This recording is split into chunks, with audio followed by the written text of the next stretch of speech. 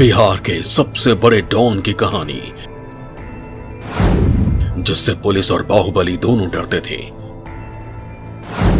जिसकी personality hero वाली और काम विलन वाला। हम बात कर रहे हैं बिहार के सबसे हैंडसम और डैशिंग डॉन संतोष झा की।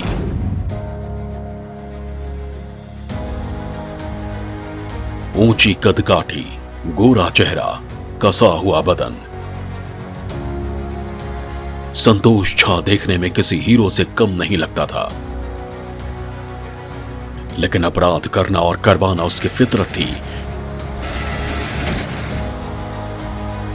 लूट, डकैती, मर्डर, अपहरण जैसे हर आपराधिक काम में संतोष झा ने सभी को पीछे छोड़ दिया।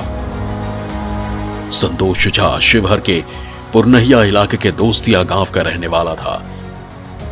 इसी इलाके से उन्होंने अपराध की दुनिया में कदम रखा था।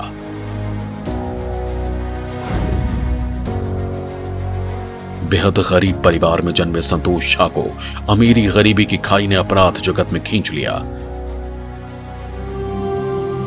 अपराध जगत में कदम रखने से पहले संतोष बेहद साधारण इंसान था, जो किसी तरह अपने परिवार का भरण पोषण करना चाहता था। इसके लिए वो गांव के मजदूरों के साथ हरियाणा आ गए, जहां पर उन्होंने फैक्ट्री में काम करना शुरू किया। 3 भाई बहनों में सबसे बड़े संतोष पर ही घर चलाने की जिम्मेदारी थी। लेकिन एक दिन घर से ऐसी खबर आई जिसने संतोष झा की जिंदगी ही बदल कर रख दी। घर की आर्थिक स्थिति अच्छी ना होने की वजह से संतोष झा के पिता जमींदार परिवार से ताल्लुक रखने वाले नवल किशोर राय की जीप चलाते थे। लेकिन इसी दौरान नवल किशोर राय के संतोष झा के पिता चंद्रशेखर से अनबन हो गई और नवल किशोर राय ने चंद्रशेखर झा की पिटाई कर दी। अपने पिता की पिटाई की खबर जब संतोष झा को मिली तो गुस्से में घर लौट आया और इलाके के जमींदारों से बदला लेने के लिए नक्सली बन गया। उस वक्त इलाके में गौरी शंकर झा नाम के नक्सली का सिक्का चलता था।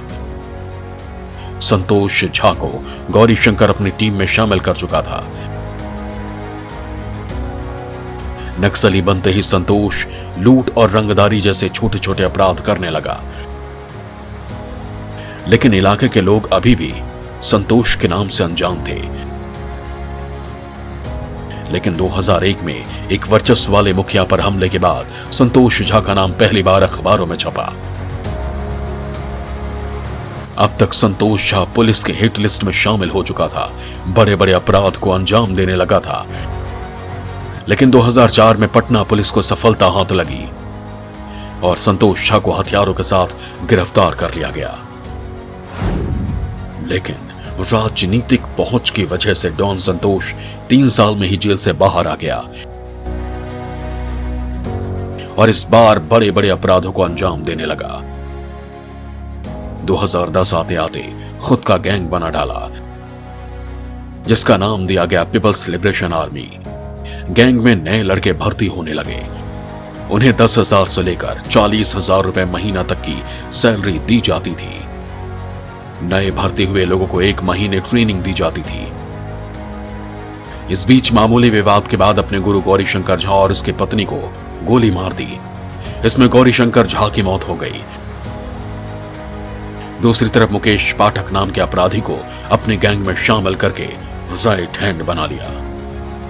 यूं तो संतोष झा गिरोह पर लोग मुकदमा दर्ज करवाने से डरते थे, फिर भी सीतामढ़ी, शिवहर, मोतिहारी, बेतिया, गोपालगंज, दरभंगा और सीवान जिलों में हत्या, लूट और रंगदारी के 36 मुकदमे दर्ज हो गए।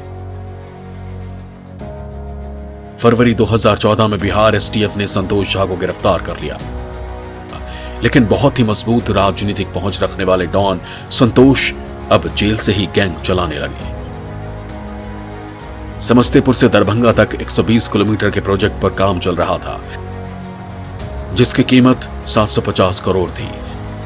इस बात की भनक संतोष झा को लग गई तो उन्होंने कंस्ट्रक्शन कंपनी से 50 लाख रुपए की रंगदारी मांगी। नहीं मिलने पर सड़क को बनाने में लगे 2 इंजीनियर्स मुकेश सिंह और ब्रजेश सिंह की हत्या करवा दी।